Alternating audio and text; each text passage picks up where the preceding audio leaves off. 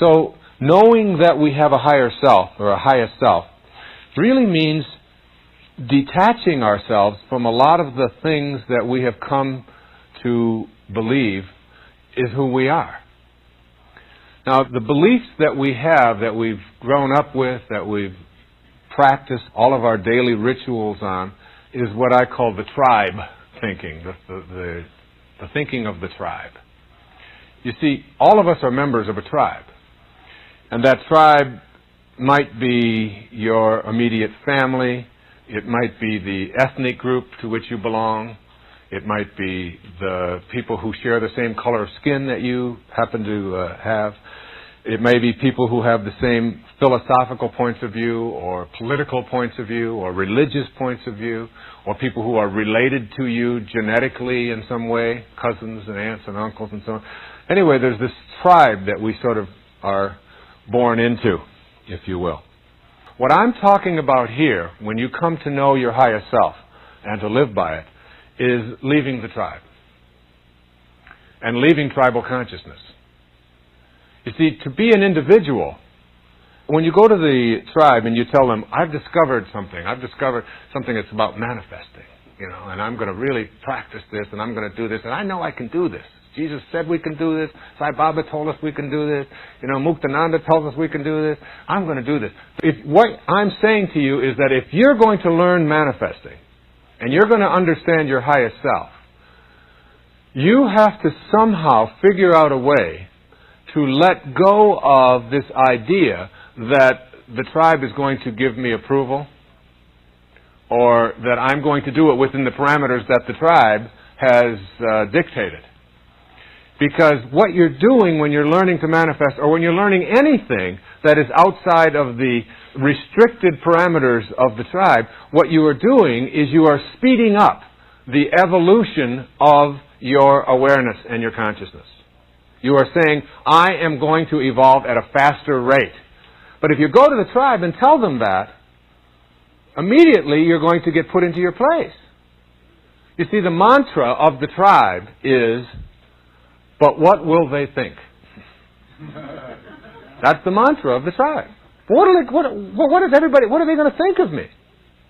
And the minute that you start playing that game of what are they going to think, you have stopped yourself from being able to evolve at a faster rate of speed. You don't go talking about it. I happen to be talking about it because I'm trying to encourage you to do it. But I don't, when I decide that I want to manifest something, when I put my attention on that, that's a very private matter between me and God. The reason that you don't share it is because it takes the energy away from what you are doing and puts it on the attention of the person that you're trying to convince. Immediately you get ego in there. And the minute that you get ego in there, you shut down the energy. You shift. So leaving the tribe and the tribal consciousness is really, what you're saying is, if I'm going to evolve at the speed at which the tribe is evolving, you're saying, I'm going to evolve, but I'm going to do it very, very slowly. And if you want to manifest, if you want to really become a manifester in your life, you don't have enough time in this lifetime. You've got to come back in 19 lifetimes. Right? You don't have enough time for that. So it's almost like getting out of that consciousness. When the question was asked of Dr. Maslow, when I asked him this question personally, what does it mean to be self-actualized? He said there are three things that you have to know and understand. One is you have to learn to become independent of the good opinion of other people. That's like at the top of the list. You have to become independent. Self-actualizers are independent of the good opinion of other people. Secondly, self-actualizers are people who have no attachment to the outcome. They are detached from the fruits of their labors. They know what their life is about, and they get on with that, and they don't get themselves concerned with how it's going to work out. They turn that over to God. They just have this knowing that it will, and that's enough. And the third is that they have no investment in power over other people. No investment in power over other people. So they're not really trying to convince anybody else or to subjugate anybody else or to dominate anyone else with their abilities. And these people who have these divine capacities are usually very, very quiet about it. And they will get disapproval, and they will acknowledge it, and it's okay. They just move along. They don't allow that to be the focus of what it is that they're going to do in their lives. I can't tell you how many people, but it's up in the hundreds of thousands, that have written to me over the past quarter of a century and told me their difficulties, their struggles, and how if they would have learned one of these three lessons, or all three of these lessons, to be independent of the good opinion of other people, to be detached from the outcome, and to get rid of your investment in the need to have power over other people, how much peace you would have in your life. Do you know your past? Do you know where it is? It's only where you think. Do you know that every relationship you have, close your eyes, just close your eyes. Just close them. Okay, where's your husband? Where's your wife? Where are your children, your grandchildren? Where's your ex-spouse? They're all in your mind. Open your eyes. Now they're gone. Close your eyes. There they are again. They're just in your mind. You carry your relationships around in your mind. And if your thoughts about your relationships are on what is wrong, what you don't like, what you hate, what they did to you, that will be your experience. And you will materialize or manifest more and more of that pain into your life. If you look at what you love about them and make that the focus of your attention, that will be the nature of your relationship. It's the greatest secret in making any relationship work. It's so simple. Always focus on what you love if you want that to expand in your life. When you look at someone that you're in a relationship with, look at what you love, because what you think about is what expands. I'll be talking about that a little bit later on, about not giving energy to the things you don't want, because what you think about is what expands. And if what you're thinking about what you don't want, then more of what you don't want will just keep showing up. It's the only way it works. So now I'd suggest to everybody in this room and everybody listening that you take an eraser to all of the wounds of your past and you just send them away. And don't make them your calling card anymore. And bring the presence of God to those problems. And the presence of God is nothing more than a higher, faster energy. It's all energy. Everything is energy. As Einstein said, nothing happens until something moves. And spiritual energy is just energy that moves very fast and at very high frequencies. And problematic energy is very slow and very low frequencies. And when high, fast frequencies are put in the face of low, slow energies, they are nullified. They dissipate. They can't survive. There's a song that they sing at a lot of the churches that I speak in. It says, "Surely the presence of God is in this place." It's a great affirmation. Anytime, or the affirmation from A Course in Miracles, I can choose peace rather than this. But surely the presence of God is in this place. Every time that I have a conflict with one of my children or with any place, I just bring that line to bear on what is I am experiencing right now. I just bring that line to bear. Surely the presence. Because there's no place that God is not. As the little child in India in the 7th century, who was an avatar, who was really God in a human form, and everywhere he would go, people would be healed just by being in his presence, just like St. Francis. He'd be seen in the village, he'd be seen in the valley at the same time. Lights would emanate from his body wherever he would go, and everyone in the village knew that this was a child of God. This was God in their village without the benefit of an ego. This was an egoless being who had shown up in their village, which is what I believe our great spiritual teachers were. Like, there's ways to reach highest levels of consciousness. One of them is to take on an ego and then spend a big hunk of your life seeing if you can shed as much of it as you can. Which has been my path. But there's another one where you just show up and you never take on an ego in the first place. There's only been a handful of those in recorded history. And this little child was one of them. And the elders in the tribe knew that this was God in a human form. And they went up to the little boy and they said to him, trying to bribe him, "I'll give you an orange," they said, "if you can tell me where God is." And the little boy, without hesitating, said, "I'll give you 2 oranges if you can tell me where God isn't." It's one of the very fundamental precepts of this entire program, is that there's only one power in the universe, and that is the power of God. And that whenever we see evil, it's nothing more than love going in the wrong direction, away from its source. And all we have to do is figure out a way to get it to turn around and start returning to its source. Because there's only one power in the universe. And every time we think that we are in something that isn't good, like a problem, like disorder, disharmony, disease, discomfort, what we've done is we've used our mind to create a separation from God. And as long as we are moving away from that source, from that spirit, as long as we're moving opposite of that, those problems continue to manifest. But if we can somehow figure out a way to turn around and move back in that direction, we can eliminate it. Non-erroneous zone people, which I now call NEZ, N-E-Z, are different from the normals in our world. While they look very much like everyone else, if you observe very closely, you'll note distinct qualities, none of which are racial, socioeconomic, or sexual, which disconnects them from so many other people.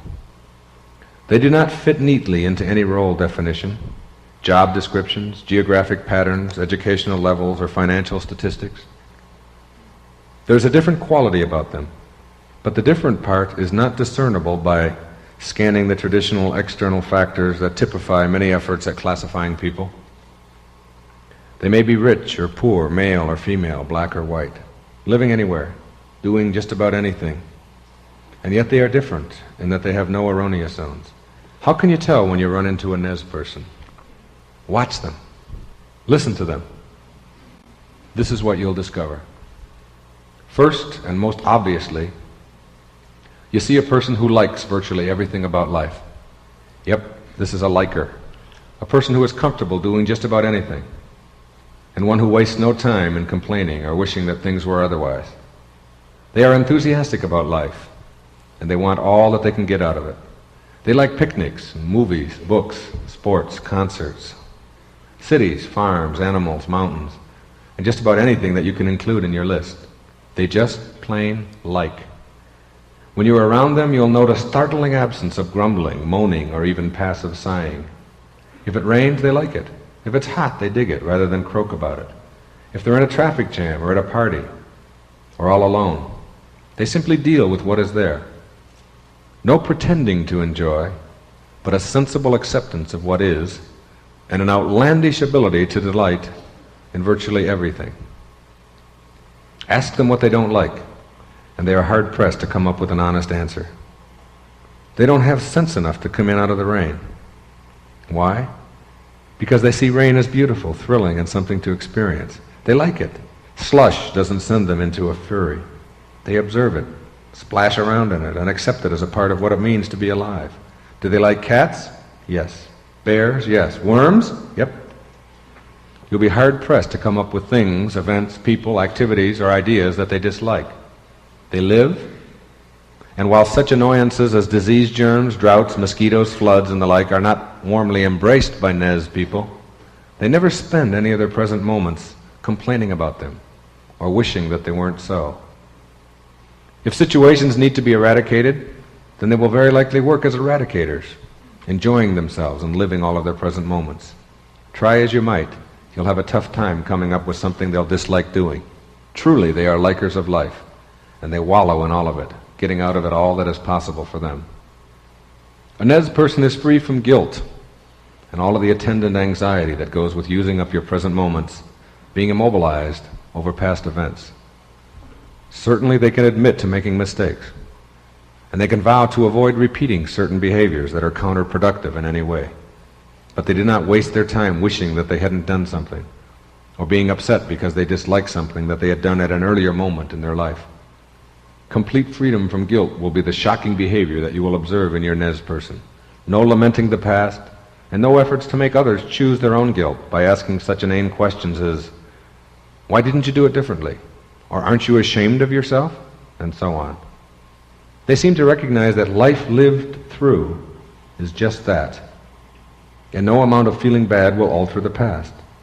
While they practice this non-guilt on themselves without any effort, because it is natural, they are remarkably free from even helping others to choose guilt for themselves, because they see with a third internal eye that feeling bad in the present moment only reinforces a poor self-image, and that learning from the past is a far superior tact over remonstrating about the past.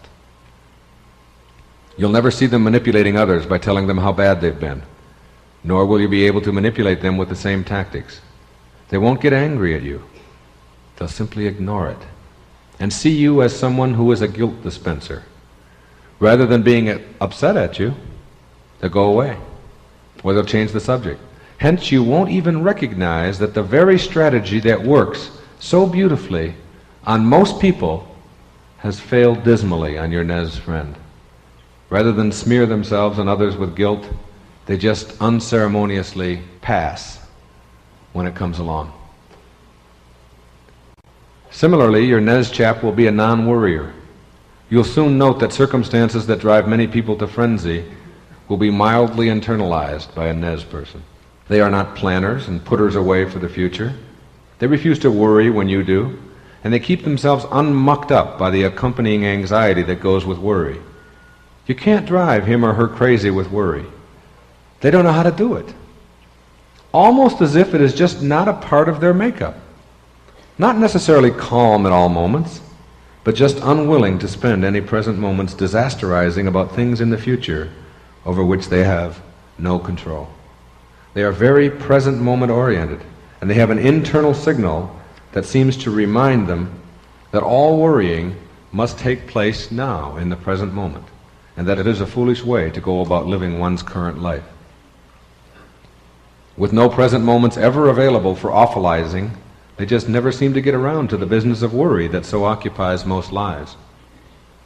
Your Nez person is able to live now rather than in the past or the future. They are unthreatened by the unknown, and they seek out experiences that are new, untried, and unfamiliar to them. They love ambiguous things rather than being upset by them. They love the now in virtually all settings, being aware that this is all that they have. They don't plan for a future event and let long periods of inactivity elapse as they await a payoff.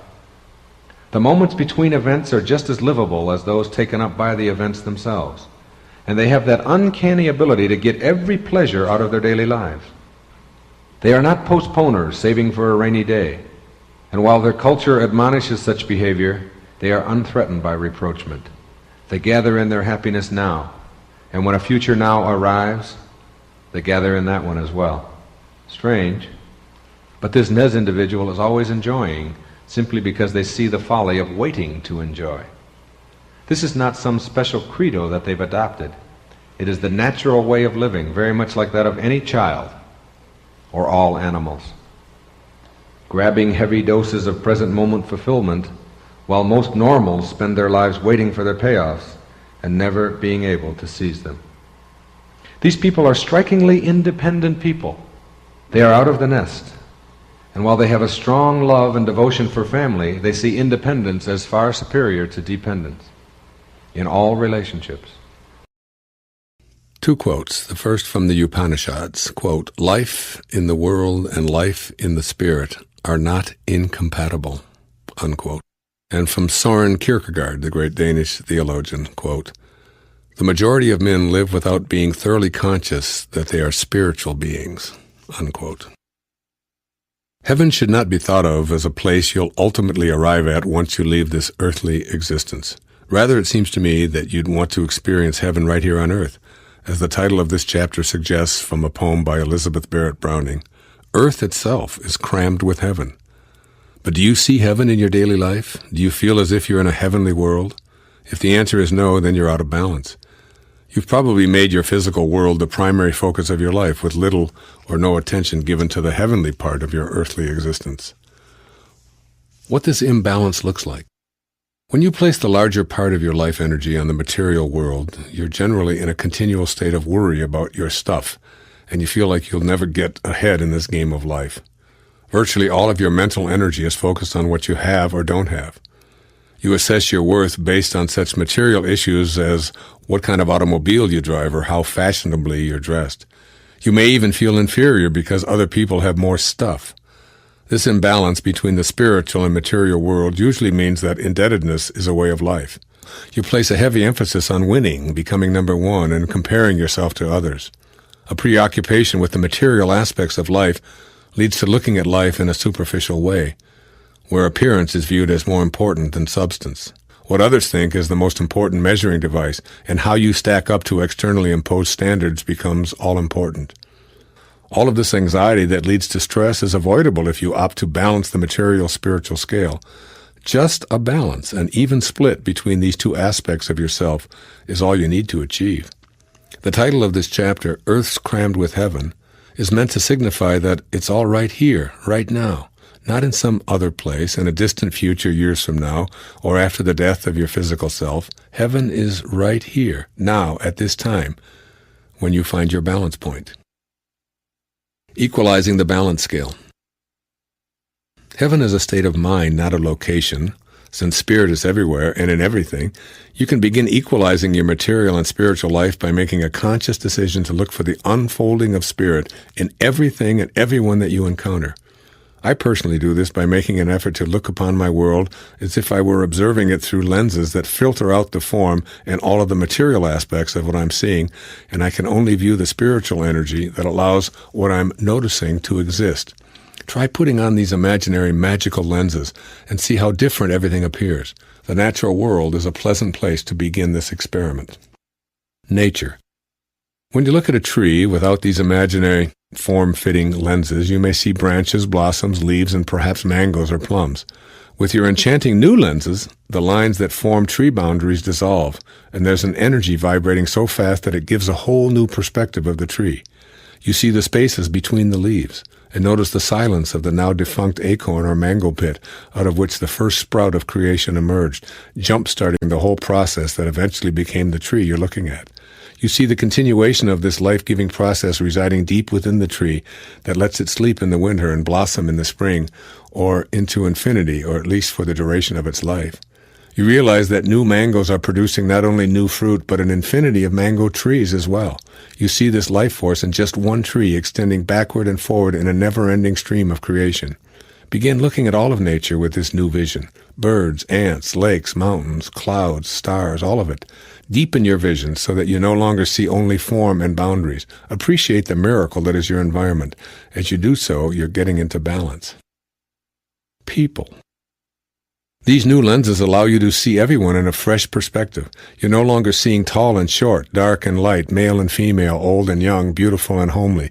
Your lenses blur the lines that categorize people by cultural or religious differences, and you don't see others as only their attire or physical appearances or the language they speak. All appearances dissolve through filters in your lenses and your thoughts, so you now see the unfolding of the spiritual energy in every person you encounter. What you notice is pure love vibrating right before your eyes. You see kindness personified. You see and feel the same vulnerabilities in all others that you feel within yourself. You see enormous strands of peaceful, glimmering energy connecting each of us. Your new outlook invites you to playfully imagine that 2 people created you, and 4 people created the 2 people who created you, and 8 people created the 4 people who created the 2 people who created you. As we go back a few more generations to the time of Abraham Lincoln, there are 16,000 people you're related to who had to come together to create you. We can imagine going back to the time of Socrates and puzzle over the apparent math we come up with. Trillions of people were needed to create one of us, but trillions of people haven't even existed, so somehow, in some mathematically puzzling way, we're all related to each other. These are the kinds of fascinating connections that you can begin to observe with your imaginary lenses, transforming your thoughts. You discover that there's no one to judge, no one to hate, and no one to harm, because you see clearly that we're related. In fact, we're all one. From here, you can extend your perspective to include all of life. Events. Where you once viewed the comings and goings of people as pure happenstance in current time shaping the events of your life and the lives of everyone else, your new filtering lenses allow you to see how all of these things are connected energetically. Now you see an infinite network of laser-like energies emanating from the thoughts of everyone, blending the events in everyone's life in energetic perfection. You see people with very fast vibrations of energy matching up perfectly with the energy of the source of creation. You see how they attune with the all-creating, all-knowing source of life, and how events are perfectly attracted in a vibrational match.